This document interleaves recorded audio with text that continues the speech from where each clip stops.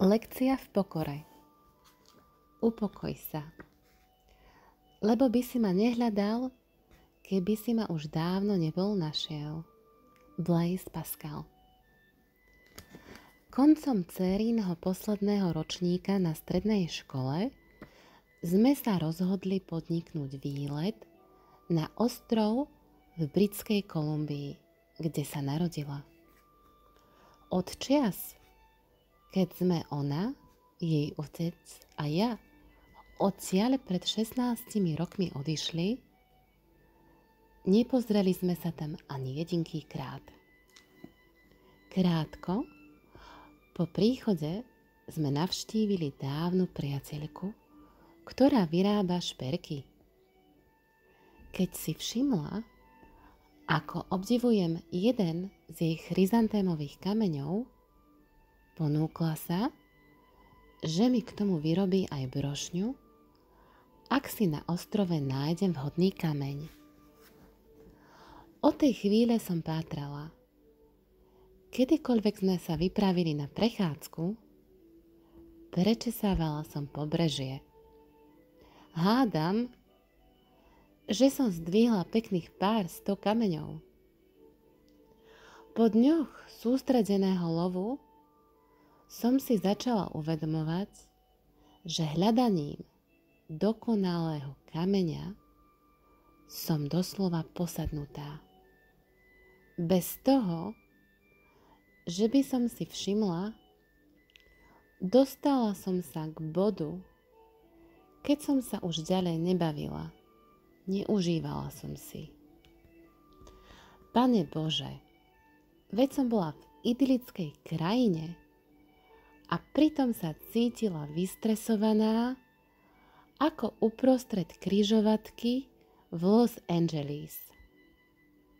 Tak strašne som túžila nájsť pamiatku na náš pobyt, že som skutočné zážitky ani okolitú krásu nevnímala. Chytro som sa spamätala i hneď odvolala pátranie a vôbec prvý raz od nášho príchodu si začala pripadať ako na dovolenke. O pár dní som náhodou stretla starú kamarátku, ktorá nás pozvala na opekačku v prírode. Na bicykloch sme dorazili na opustenú pláž a úžasne sa bavili. Práve sme ležali na bruchu až pri vode, keď som si uvedomila, že ma čosi šteklí na dlani. Pozriem dolu a je to on. Ebenovo-čierny kameň, ktorý mal na oválnom povrchu vyrytý dokonale presný kruh. Kameň mal navyše správnu veľkosť, aby sa dal nosiť na prstení. Ohromená som sa nezmohla na slovo. Zdala som hľadanie, prestala som usilovne pátrať a predsa bez najmenšej námahy som našla to, čo som predtým tak veľmi túžila nájsť.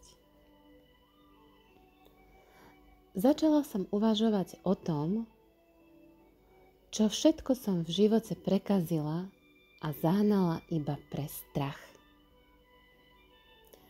Veď i moje zdanlivé sebavedomie len maskovalo, že v skutočnosti som príšerne vydesená z predstavy, že keď sa nebudem horúčkovito snažiť, nič nedocielim.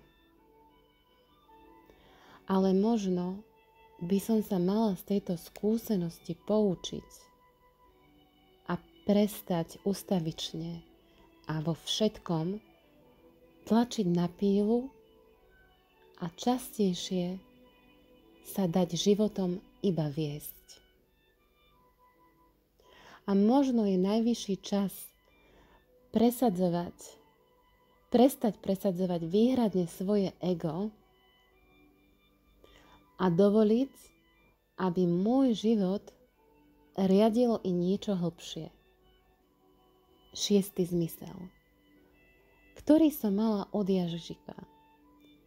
Načúvala som mu len výnimočne, vrodená múdrosť môjho prapôvodného ja. Krátko a dobre, mala by som sa riadiť pravdou, o ktorej pravdivosti som síce nepochybovala, no až priveľmi často som ju nebrala na vedomie. Po tejto skúsenosti som sa pri každej príležitosti a čo najčastejšie a všemožným rôznym spôsobom precvičovala v dôvere v prirodzený poriadok vecí.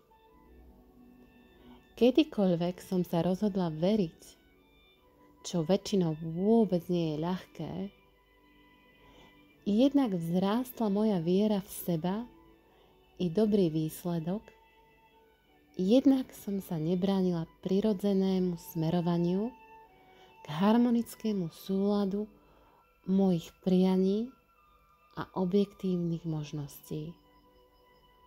A kedykoľvek sa mi útroby zovrú strachom, že čosi nezvládnem, že to nedokážem, a teda by som sa mala oveľa viac snažiť, pozriem sa na kameň na svojom prstení.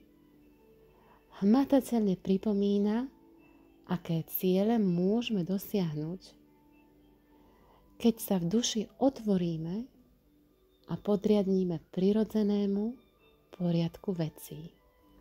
Stephanie Marston.